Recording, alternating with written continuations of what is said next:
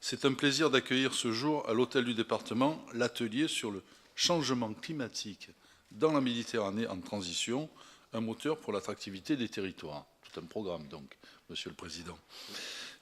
Organisé donc par l'Institut de la Méditerranée et le Conseil départemental en partenariat avec FEMIS et Énergie 2050. Alors en effet, le Conseil départemental des Bouches-du-Rhône a la volonté de contribuer aux travaux et aux réflexions entre partenaires de la Méditerranée et ici sur un enjeu d'actualité majeure, le changement climatique. D'ailleurs, depuis que vous avez appelé la région sud, c'est le nord, hein, cher Bruno. Donc, au même titre, nous encouragerons la coopération culturelle et le développement économique entre la Provence et la rive sud de la Méditerranée. Ainsi, la collectivité soutient l'Institut de la Méditerranée depuis plus de 20 ans maintenant et en est également membre de son conseil d'administration. Nous pouvons nous féliciter des résultats des travaux de l'Institut de la Méditerranée qui est engagé dans la mise en œuvre du développement durable dans l'espace euro-méditerranéen en collaboration, je l'ai dit, avec les associations FEMIS et Énergie 2050 sur les thématiques liées aux questions climatiques, environnementales, mais aussi énergétiques. L'Institut de la Méditerranée, qui jouit d'une forte expertise et notoriété avec de multiples partenariats internationaux, renforce le rayonnement de notre territoire à l'international. Ces travaux rejoignent les priorités du Conseil départemental des Bouches-du-Rhône, notamment à travers différentes thématiques. Je citerai en premier lieu l'environnement, le climat, les énergies. L'accueil de cet atelier à l'hôtel du département sera l'occasion de dévoiler le rapport sur les enjeux climatiques en Méditerranée, afin de susciter une discussion avec les différents acteurs territoriaux présents ce matin sur leurs recommandations et leurs politiques environnementales. Cette discussion pourra ainsi alimenter l'édition 2019 du rapport et contribuer au rayonnement de bonnes pratiques à l'international. En deuxième lieu, la coopération internationale. Le soutien de la collectivité a permis les études de l'Institut sur l'intégration des entreprises dans les chaînes de valeur mondiales afin d'identifier les obstacles pour améliorer le climat des affaires ou encore de permettre sa participation au projet Next Society sur l'innovation en Sud-Méditerranée, mais aussi d'assurer ses travaux sur le développement de l'entrepreneuriat social dans la région Sud-Méditerranée. Enfin, je serai très heureux, avec mon collègue Bruno Genzana, à qui je vais passer la parole, de vous accueillir pour la pause à 11 h. Hein, et donc, vous remercie encore d'être venus si nombreux et je vous souhaite un bon atelier, des échanges riches pour une meilleure coopération entre les deux rives de la Méditerranée. Merci et je te laisse la parole. Bien, Monsieur le Premier Vice-président représentant Martine Vassal, chers collègues, cher Patrick surtout, Monsieur l'adjoint au maire de la ville de Marseille, délégué aux relations internationales, mon cher Jean, me permettrez d'abord un mot plus particulier pour Jean. Il a été dans cette maison un précurseur pour nous. Il est arrivé dans les premiers, c'est lui qui a tracé la voie. Et si aujourd'hui, avec Patrick et Martine Vassal, nous avons la chance d'assumer des responsabilités dans la conduite de ce département, c'est parce qu'il y a eu des hommes comme Jean qui, bien avant nous, ont su tracer un sillon dans ce département. Et c'est à la fois un honneur et à titre personnel un grand plaisir de le recevoir dans cette maison. Il est évidemment ici chez lui. Les relations qu'il entretient avec Martine Vassal sont connues de tous. Et voilà, je veux lui exprimer encore une fois, vous me permettrez de le dire, beaucoup d'affection et surtout, voilà, c'est une chance pour la ville de Marseille d'avoir quelqu'un qui est animé de tant de passion et qui met tant de cœur dans l'action qu'il conduit au service de cette ville. Voilà, un grand plaisir de t'accueillir, mon cher Jean. Monsieur le Président de l'Institut de la Méditerranée, Mesdames, Messieurs, chers amis, moi, je voudrais simplement, Patrick a évoqué à l'instant, au nom de la Présidente, l'honneur que nous avions de vous recevoir, vous dire que bon, l'important pour nous, c'est que vous soyez venus si nombreux. J'ai bien compris que la qualité des intervenants était là, Monsieur le Président. Encore une fois, c'est sûrement dû à la façon dont vous avez préparé cet atelier. Patrick l'a dit, on est là sur deux champs d'action, à la fois évidemment les relations internationales, mais également l'action que l'on peut conduire en matière de développement durable et de volonté d'agir au service de la planète. Vous le dites très bien dans dans l'introduction de vos travaux, autant on est en droit d'attendre de nos gouvernants au niveau français, au niveau européen, au niveau mondial, avec les textes qui ont pu être signés, et puis malheureusement ceux qui aujourd'hui veulent s'en détacher, autant on est conscient de l'importance que ça peut revêtir au niveau international, autant cela n'est rien si ce n'est pas décliné au niveau local. On parlait à l'instant de la région. Ma collègue Caroline Posmentier n'a pas pu se joindre à nous, mais vous savez que la région elle-même est très très engagée sur cette thématique-là. Le président Renaud Muselier a d'ailleurs réalisé un important colloque qui fera date dans ce domaine-là à l'Institut à la Villa Méditerranée. Ça a compté, ça comptera. Mais aujourd'hui, on est dans un autre format, une autre forme de travaux. Et encore une fois, la qualité des intervenants me paraît être à la hauteur de ces travaux-là. Bon, au cours de la discussion, peut-être je serai amené à exprimer ce que nous-mêmes nous voulons faire au niveau du département des Bouches-du-Rhône. La présidente Martine Vassal s'est saisie de cette problématique-là. Elle est elle-même convaincue du rôle que nos institutions peuvent jouer.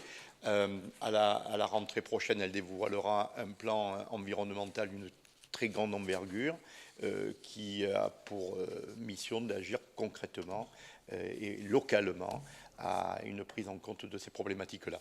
Bon, je veux juste souligner que, à mon sens, au-delà des mots, au-delà des grandes interventions que l'on peut être amené à faire, il y a là également un côté économique très très important, et je sais que dans la salle, vous avez des intervenants économiques qui sont évidemment particulièrement intéressés à ça. Voilà, il y a là des gisements d'emplois très importants pour le futur, des gisements d'emplois non délocalisables, et nous, dans ce département, ce n'est pas le premier vice-président qui me contradira, c'est également une grande préoccupation qui est la nôtre, puisque c'est dans nos compétences.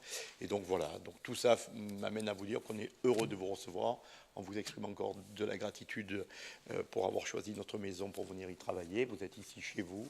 Sachez que c'est une maison qui est très sensibilisée à ces problématiques-là et que, modestement, chacun y prend toute sa part. Voilà, encore une fois, merci. Merci, messieurs les présidents, de l'accueil que vous nous réservez ici à l'hôtel du département.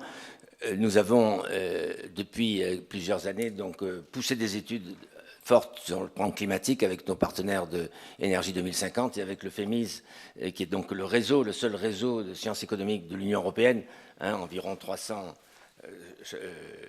instituts, universités, bureaux d'études, donc représentant environ 1 millier de chercheurs dans 27 pays donc concernés par la Méditerranée. Donc toutes ces études, nous les avons présentées à la COP 22, la COP 23, et donc il y a une version maintenant définitive donc qui est présentée donc aujourd'hui dans ce petit document et qui est donc enrichi par tous les compléments de l'étude.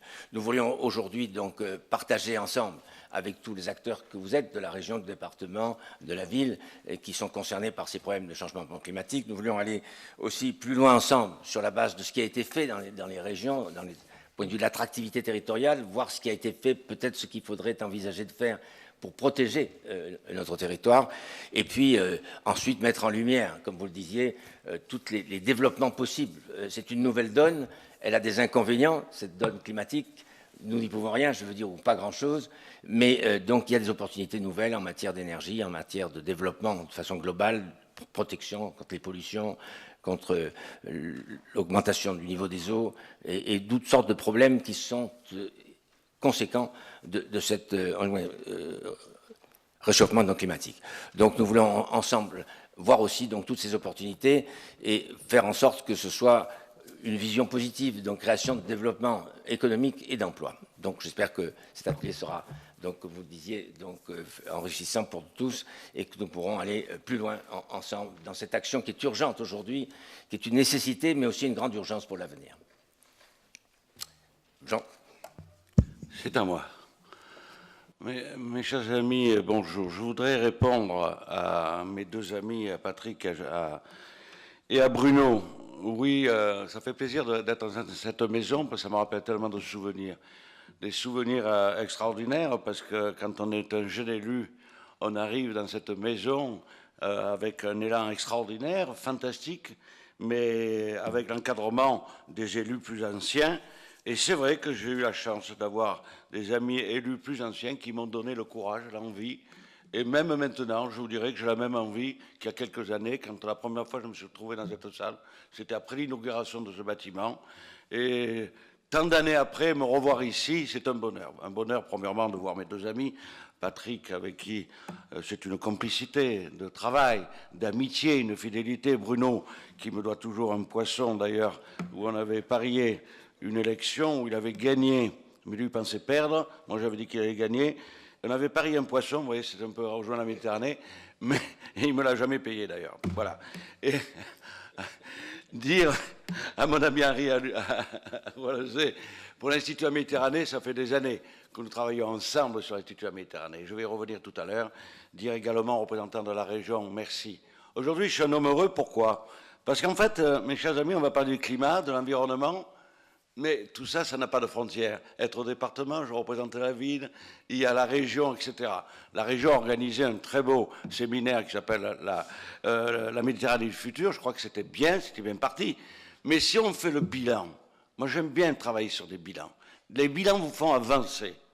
Alors je pensais qu'avec toute la COP 21 et les MEDCOP, qu'est-ce qu'on a fait, mes chers amis?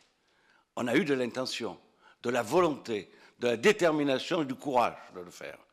Rappelez-vous, pour la COP21, tous les États pollueurs étaient présents, tous. Mais, dites-moi, on est toujours conditionné à des élections. Les élections sont passées, d'un seul coup on s'aperçoit que M. Trump se retire de la COP21. Se retire. Donc c'est vrai qu'avec la ville de Marseille, avec mon ami Jean-Charles Lardy qui est ici présent, et les bâtonniers successifs de la ville de Marseille, nous avons fait, et à la COP à Tanger, on a présenté un dossier intéressant, qu'un État qui a signé doit engager son État et non pas le personnage. Ça déjà, on part sur quelque chose de solide, qui tient. Les États sont redevables, puisqu'on a signé, on doit aller jusqu'au bout. Et puis on a vu que la MEDCOP, mes chers amis, que nous avons fait à Marseille, et puis après à Tanger, il y a eu des contributions. Et on s'aperçoit qu'on aime tous la Méditerranée. Et quand on aime, il faut protéger, vous le savez. Eh bien, je m'aperçois d'une chose, c'est qu'au fil des mois et des années et des réunions, je trouve que ça va passer vite. Parce que derrière nous, il y a des enfants. Derrière nous, il y a des générations qui vont arriver. Qu'est-ce qu'on va leur laisser? Quel territoire on va leur laisser? Alors, partant de ce principe, il faut savoir de quoi on parle. Je sais que vous êtes des intervenants dans toutes les associations et je vous en remercie. C'est grâce à vous. Mais je voudrais vous aider encore plus. Vous aider à comprendre que notre problème est assez grave actuellement. Que nos législations respectives des 23 pays de la Méditerranée ne sont pas tout à fait les mêmes. Et que comment s'adapter? J'arrive de Tanger et de Casablanca. J'ai travaillé à la mer de Casablanca, une ville de 5 millions d'habitants, mes chers amis. Il m'a dit, monsieur Ouattara, il faut nous aider. Pour l'assainissement, pour l'eau, j'ai besoin de vous. Et d'ailleurs, après le ramadan, il sera à Marseille, parce qu'on va lui faire visiter les usines, etc. Il faut savoir que de l'autre côté de la Méditerranée, c'est vrai que les contraintes, que ce soit monsieur le consul général en Algérie, madame le consul général du Liban, au Liban, où j'étais il n'y a pas longtemps aussi, ils n'ont pas les mêmes contraintes. Nous, on a des services de voirie, on a des services, etc. Donc c'est là-dessus qu'il faut les aider. Comprendre une chose et protéger, c'est la connaître. La Méditerranée, mes chers amis, elle n'est pas coupée en deux. Le côté nord, où il faut des usines de traitement des eaux, etc. Et le côté sud, où on laisse peut-être aller. Donc je crois que c'est là-dessus que nos amis ont besoin de nous. C'est là-dessus qu'ils ont besoin. Le maire de Tanger m'a dit aussi la semaine dernière, m'a dit, Jean, il faut nous aider. Alors ils vont venir. Et c'est là que j'ai besoin de vous, de toutes les associations que vous représentez aujourd'hui. J'ai besoin de vous pour qu'on puisse les aider à voir ce système d'organisation. Je suis allé voir à Tanger l'endroit où l'océan Atlantique arrive et la Méditerranée part. C'est un site à Tanger, si vous y allez, vous le verrez, il y a un panneau qui indique les deux. Je crois que d'un côté, c'est bien passé, la géographie est bien, parce que l'océan Atlantique alimente beaucoup la Méditerranée. Parce que si c'était le contraire, on aurait beaucoup de problèmes. Dans la Méditerranée, c'est 0,7%.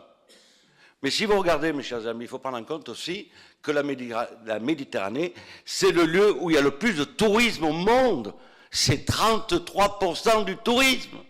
Et à partir de là, moi j'ai un chiffre, je vous le donne, ça sera le dernier, parce que sinon, si vous me laissez la parole, je reste jusqu'à ce soir.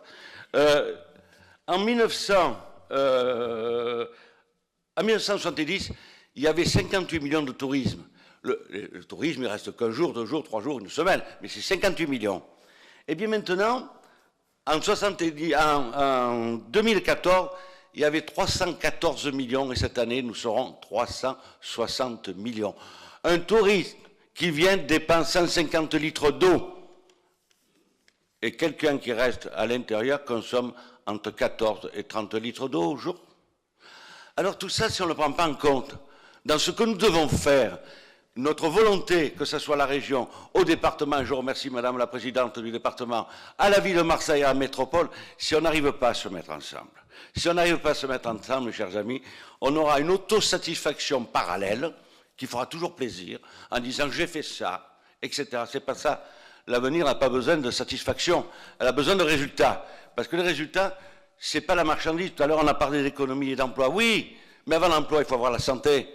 Si vous allez mourir à cause de ce qui se passe dans le monde, mes chers amis, l'emploi, il n'y en aura plus. Donc je crois que, oui, on peut créer d'emplois avec les énergies renouvelables. Oui, il ne faut pas avoir peur.